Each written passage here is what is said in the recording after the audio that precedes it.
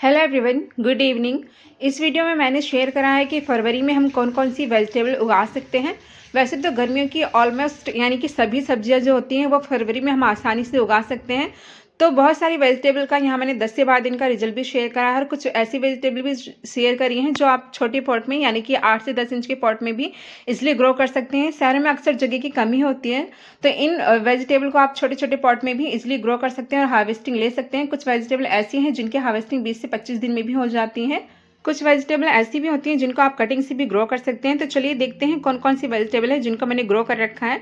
तो फर्स्ट देखिए, जिसे मैंने ग्रो करा है वह है बकला, जिसे कॉमन बीन के नाम से जानते हैं। इसकी ये जो सीड है ये दिसंबर में मैंने लगाया था और देखिए यहाँ पे ये जो ग्रो बैग है वो 12 बाई 12 का है, यानी कि 12 इंच चौड़ा है और 12 इंच लंबा है। तो ऑलमोस्ट सभी सब्जियां मैं या तो 12 इंच के पॉट में ग्रो करती हूँ या फिर 10 इंच के पॉट में। इस तरीके से हार्वेस्टिंग मुझे मिल जाती है। तो जैसे कि दिसंबर में इसके बीज मैंने लगाए थे और जनवरी के लास्ट इसमें देखिए फ्लॉरिंग होने लग गई है। और ये वाला प्लांट जो आप देख रहे हैं ये सिर्फ मैंने 8 इंच के पॉट में लगाया है। तो वैसे जो खेती करते हैं वो इसकी प्लांट अक्टूबर नवंबर दिसंबर के आसपास ग्रो करते हैं। अगर आप ग्रो करना चाहें तो फरवरी में भी आप उगा सकते हैं और आपको जाते जाते अप्रैल में इसकी हार्वेस्टिंग मिल जाएगी। इसके देखिए बकला के कुछ बीज मैंने जनवरी लास्ट में ग्रो करे थे और इसके जो सीड हैं साइज़ में बड़े होते हैं, इसलिए ये 5-6 दिन के अंदर ही जर्मिनेट हो जाते हैं। तो इस तरीके से मैंने सीडलिंग ट्रे में ग्रो करा था। तो सीडलिंग ट्रे से जो सीड लिंग होती है उसको निकालना आसान होता है। तो हल्का से नीचे प्रेस करते हैं जैसे मैंने दिखाया।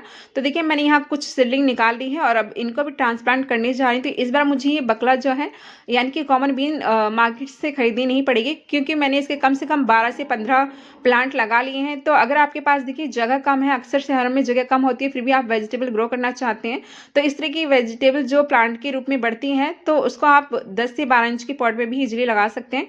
तो ग्रो बैग में मैं यहाँ 3 से 4 जो इसकी सीडलिंग है वो ट्रांसप्लांट करने वाली हूँ सभी में। तो कुछ देखिए प्लांट फ्लोरिंग भी हो रही है और कुछ सीडलिंग में अभी ट्रांसप्लांट कर रही हूँ। तो ये जाके इनमें मार्च की स्टार्टिंग से ही सभी में फ्लोरिंग स्टार्ट भी हो जाएगी और अप्रैल तक मुझे हार्वेस्टिंग करने को मिल जाएगी लगभग सभी में। तो देखिए यहाँ मैं इस तरीके से सीडलिंग ट्रांसप्लांट कर दे रही हूँ और आप देख सकते हैं कि काफ़ी अच्छी रोड्स बन गई हैं जिन्हें मैंने जनवरी में बीज से उगाया था। इसके सीड मैं स्क्रीन पे दे दूंगी कि किस तरीके से होते हैं और आप इसको बीज से इजीली ग्रो कर सकते हैं। उसके बाद नेक्स्ट वेजिटेबल जिसे आप फरवरी में ग्रो कर सकते हैं वह है लहसुन। तो इसका देखिए जो चौड़ा वाला हिस्सा इस तरीके से होता है वो आपको नीचे दबाना होता है और ये जो पतला वाला हिस्सा है वो ऊपर रखना होता है।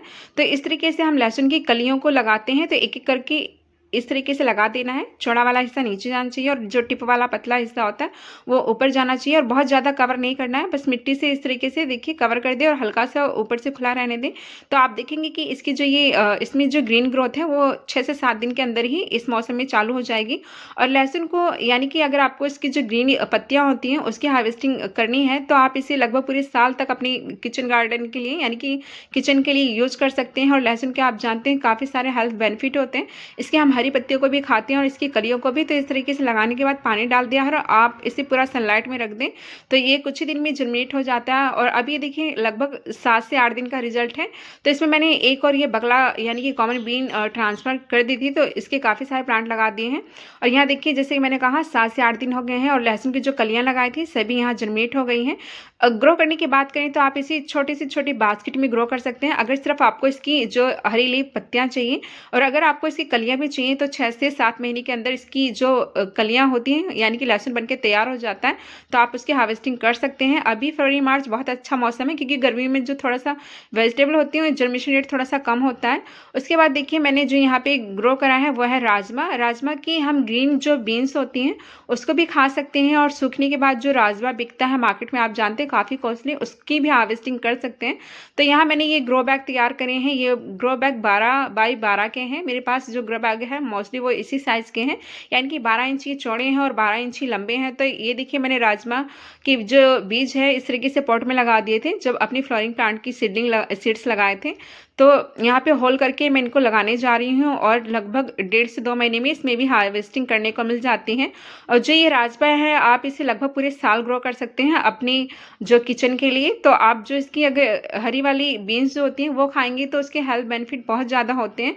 जैसे कि ये थोड़ा सा प्लांट शेप में बढ़ता है तो आप इसे 10 इंच की पॉट में भी इजीली ग्रो कर सकते हैं। और अगर आप 12 बाई 12 इंच की उसमें पॉट लगा रहे हैं तो 2 जो है राजमा की प्लांट वो लगा सकते हैं। उसके बाद यहाँ मैं पालक ग्रो करने जा रही हूँ, जिसके बीज मैंने एक दिन पहले भिगो लिए थे। इस तरीके से इसको हल्का हल्का मिट्टी पे स्प्रिंकल कर देना है और स्प्रिंकल करने के बाद आप इसको कवर कर दें। अगर आप बीज को भिगो करके उगाएंगे तो 3 से 4 दिन के अंदर ही बीज जर्मिनेट हो जाते हैं।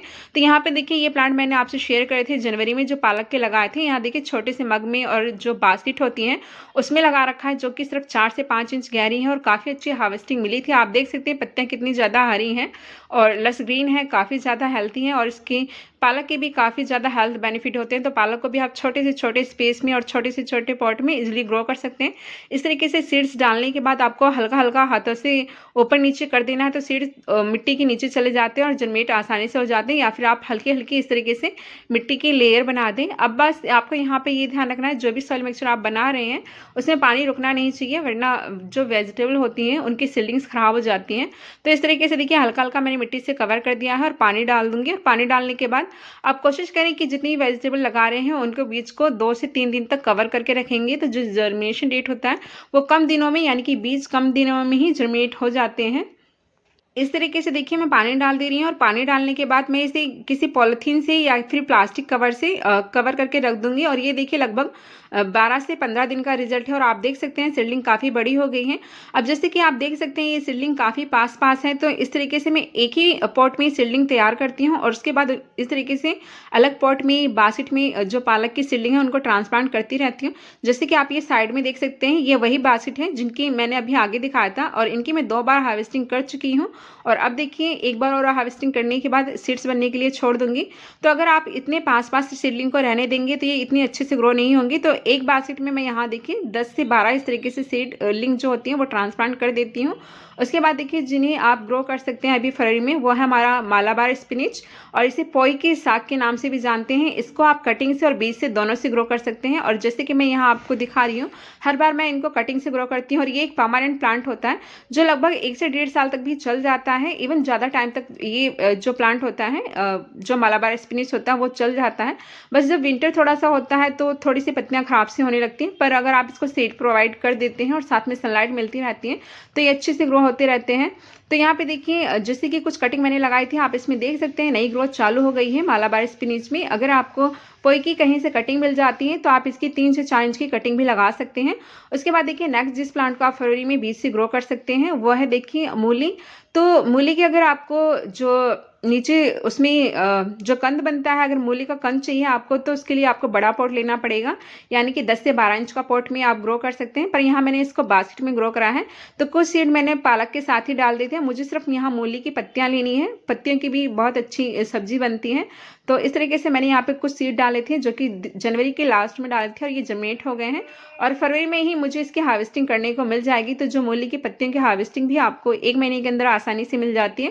उसके बाद नेक्स्ट प्लांट जिसके आप अभी बीज लगा सकते हैं वह है देखिए हमारा मिर्च। और मिर्च की आप काफ़ी सारी वैरायटी लगा सकते हैं। जो रेड वाली मिर्च होती है और जो मार्केट में हरी वाली मिर्च बिकती है, कोई अचार वाली मोटी वाली मतलब मिर्च बिकती है, उन सभी के आप बीज लगाएंगे ना तो वो आसानी से जर्मिनेट हो जाते हैं। काफ़ी बार मैंने ट्राई करा है। मैं मोस्टली रेड वाली मिर्च और जो हरी वाली मिर्च होती है उन्हीं के बीज इस तरीके से मिट्टी पर डाल देती हूँ और 8 से 10 दिन में इनके सीड अगर आप फरवरी में लगा रहे हैं तो जर्मिनेट हो जाते हैं। जैसे कि यहाँ इस वाले प्लांट को सिर्फ मैंने 8 इंच के पॉट में लगाया है, तो अगर आपके पास जगह कम है तो 8 से 10 इंच की पॉट में आप 1 मिर्च का प्लांट लगा सकते हैं। उसके बाद देखिए यहाँ मैंने बहुत सारे जो वेजिटेबल प्लांट है सभी के सीड लगाए हैं। कुछ जर्मिनेट हो रहे हैं और कुछ आज मैं आपको ग्रो करके दिखाऊंगी और जिसमें से कुछ जर्मिनेट भी हो गए हैं और कुछ का रिजल्ट मैं आपसे नेक्स्ट वीडियो में भी शेयर करने वाली हूँ। यहाँ देखिए सब्जियों के बीज लगाने के लिए मैं रेत और वर्मी कंपोस्ट ले रही हूँ। जो वर्मी कंपोस्ट है वो गर्म नहीं होती, यानी कि इससे कोई फंगल इश्यू वगैरह नहीं होता है और जो बीज होते हैं वो मतलब जलते वगैरह नहीं है, तो इसलिए मैंने वर्मी कंपोस्ट लिया है। और जो सीडलिंग ग्रो होती है उसके बाद इससे मतलब वर्मी कंपोस्ट डालने से सीडलिंग को न्यूट्रिएंट्स मिलता रहता है और वो अच्छे से ग्रो होती रहती है हमारे सीडलिंग ट्रे में 1-1.5 महीने तक। तो यहाँ पे देखिए मैंने सैंड और जो वर्मी कंपोस्ट का मिक्सचर था उससे जो ये सीडलिंग ट्रे है वो भर ली है। जब हम सीडलिंग ट्रे में सीड्स वगैरह लगाते हैं तो निकालना आसान रहता है और एक एक सीडलिंग ट्रे में हम इस तरीके से एक एक बीज आसानी से लगा सकते हैं। छोटे पॉट में भी आसानी से इन बीज को ग्रो कर सकते हैं। तो देखिए अब इसके बाद मैं यहाँ पे जो बीज लगाने जा रही हूँ वो है देखिए स्नेक गार्ड। इसे हम चिचिंडा और चिचिन्ना के नाम से भी जानते हैं। तो आप स्नेक गार्ड सर्च करेंगे तो आपको शो हो जाएगा। तो इसकी जो बीज हैं देखिए, इनका जो कवर होता है वो काफ़ी मोटा होता है। तो आप इनको उगाने से पहले ना 1 दिन पहले पानी में भिगो लें। पर मैंने यहाँ देखिए भिगोया नहीं है, क्योंकि जैसे कि मुझे काफ़ी सारे सीड ग्रो करने थे तो एक ही साथ में ग्रो करने जा रही हूँ। पर अगर आपको कम दिनों में रिजल्ट चाहिए तो जैसे कि इनकी जो बारीक कवर होते हैं वो काफ़ी मोटे मोटे होते हैं, तो आप इनको अगर 1 दिन यानी कि 24 घंटे भिगो देते हैं तो इनका 8 से 10 दिन के अंदर ही जर्मिनेशन हो जाता है। तो इस तरीके से उसी मिक्सचर से मैं कवर कर दे रही हूँ। आप इन बीज को कोकोपीट में भी नॉर्मली ग्रो कर सकते हैं, या फिर नॉर्मल मिट्टी और सैंड का मिक्सचर भी ले सकते हैं। तो हमें जिसमें भी बीज को ग्रो करना है वो थोड़ा सा भुरभुरा लेना है, इस तरीके से कि उसमें मॉइस्चर बना रहे, पर पानी रुकना नहीं चाहिए ज़्यादा, वरना बीज गल भी जाते हैं। तो हल्का हल्का सॉइल से कवर कर देना है। सीडलिंग ट्रे का ये एक फ़ायदा होता है कि हम जब सीड ग्रो करते हैं ना, तो जब हम कवर करते हैं तो ऊपर से हल्की ही मिट्टी से कवर कर पाते हैं, तो सीड आसानी से जर्मिनेट हो जाते हैं। उसके बाद देखिए यहाँ पे मैं बीटर गार्ड यानी कि करेले को ग्रो करने जा रही हूँ। तो करेले के भी मैंने यहाँ 2 बीज देखिए, एक एक जो सीडलिंग ट्रे है उसमें एक एक बीज डाल दिया है। उसके बाद मैं नेक्स्ट यहाँ टिंडा के बीज डाल रही हूँ। टिंडा भी एक वाइनुमा प्लांट है, और जो हमारा स्नेक गार्ड है वो भी एक वाइनुमा यानी कि बेल के रूप में बढ़ती है, और करेला भी बेल के रूप में बढ़ता है। तो इन सभी को अगर हम पॉट साइज़ की या फिर ग्रो बैग की बात करें, तो अगर आपके पास बोरी है तो आप बोरी में लगा सकते हैं। मैं मोस्टली सभी जो वेजिटेबल है वाइन वाली, उनको 12 बाई 12 इंच की जो ग्रो बैग है उसमें लगाती हूँ। काफ़ी सारे मैं वीडियो में देखती हूँ कि आप इनको 15 बाई 15 या फिर 18 बाई 18 या 24 बाई 24 में लगाएंगे। पर जैसे कि शहरों में रहते हैं तो इतना स्पेस नहीं होता है। अगर आपके पास 12 बाई 12 का है तो उसमें आप ग्रो कर सकते हैं। इवन बोरी में आसानी से ये प्लांट चल जाते हैं, क्योंकि मैंने काफ़ी बार जी वाइन वाली वेजिटेबल है आपसे शेयर भी करी है, कद्दू, तोरी और बोड़ा यानी कि लोबिया, वो सब मैंने ग्रो कराया है, और वो 12 बाई 12 में बहुत अच्छे से चल जाते हैं। उसके बाद मैं यहाँ देखिए जुकनी ग्रो करने जा रही हूँ, और ये मैं फर्स्ट टाइम ग्रो कर रही हूँ। ये एक्जॉटिक वेजिटेबल्स में आते हैं, और ये नॉर्मली जो मार्केट वगैरह में वो कम देखने को मिलता है, सिटी वगैरह के आसपास ज़्यादा देखने को मिलता है। इसमें आपको ग्रीन और येलो कलर देखने को मिल जाएगा। उसके बाद मैं यहाँ जो गोल वाली लौकी होती है उसके बीज भी डाल रही हूँ। तो देखिए इस वाले सीडलिंग ट्रे में जो बीज डालनी है बड़े बड़े से, उनको आपको 1 दिन भिगो देना है, फिर जर्मिनेशन कम दिनों में हो जाएगा। उसके बाद मैं यहाँ राउंड वाले ब्रिंजल यानी कि गोल वाले बैगन डाल रही हूँ। अगर आपके पास बैगन के बीज नहीं है तो जो हम मार्केट से बैगन लाते हैं ना, जो पक्के वाले बैगन होते हैं, आप देखेंगे कि कोई कोई से बैगन जो होते हैं पुराने हो जाते हैं, मैच्योर उनके सीड जो होते हैं इस तरीके से आप डाल देंगे तो उग जाएंगे। कुछ मैंने यहाँ कैप्सिकम यानी कि शिमला मिर्च के भी सीड डाल दिए हैं। तो इस तरीके से सभी सीड्स में एक साथ डालती जा रही हूँ, ताकि मुझे बाबा मिट्टी से कवर ना करना पड़े, और बाद में मैं सभी को मिट्टी से कवर कर दूँगी। तो देखिए ये सारे सीड्स मैंने डाल दिए हैं, और बहुत सारी वेजिटेबल और भी हैं, जैसे कि आप भिंडी लगा सकते हैं, तोरी भी अभी आप लगा सकते हैं। तो यहाँ पे देखिए मैं कुछ टमाटर के सीड भी डाल रही हूँ। तो जो घर का टमाटर होता है ना, इस तरीके से जैसे मैं आपको दिखा रही हूँ, लाने के बाद आप इसके बीज इस तरीके से निकाल के डाल देंगे, तो ये भी बहुत ईजिली से 8-10 दिन के अंदर ही जर्मिनेट हो जाते हैं। तो अभी मैं आपको आगे दिखाने वाली भी हूँ कि कुछ ही दिनों में यहाँ सिर्फ 7 दिन के अंदर ही जो हमारे टमाटर के बीज हैं वो जर्मिनेट हो गए हैं। तो हल्का हल्का मिट्टी से कवर कर दिया है और पानी डाल दे रही हूँ, और इसके बाद मैं इसको प्लास्टिक के कवर से कवर कर दूंगी, और इसको आपको पूरी सनलाइट में छोड़ देना है। तो आप देखेंगे जो बड़े वाले सीड हैं हो सकता है उनको जर्मिनेट होने में यहाँ 8 से 10 दिन का टाइम लग जाए, इवन थोड़ा सा टाइम और भी लग सकता है, क्योंकि उनके कवर काफ़ी मोटे होते हैं, और मैंने उनको भिगोया नहीं है। तो आपको उनके कवर यानी कि जो हमारे करेले के बीज थे और जो स्नैक गार्ड वगैरह के बीज थे, उनको भिगो के अगर आप उगाएंगे तो कम दिनों में आपको रिजल्ट मिल जाएगा। यहाँ मैं आपको दिखा रही हूँ कि सिर्फ अभी देखिए टमाटर के बीज ही जर्मिनेट हुए हैं, जो कि मुझे लगाए हुए लगभग 6 से 7 दिन हो गया है।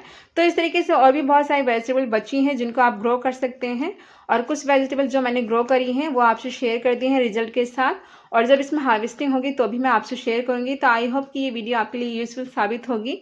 तो चलिए मिलते हैं नेक्स्ट वीडियो में। अपना और अपनी फैमिली का ख्याल रखिएगा, हार्ड वर्क करते रहिएगा to achieve a goal. Thank you so much for watching this video. Bye.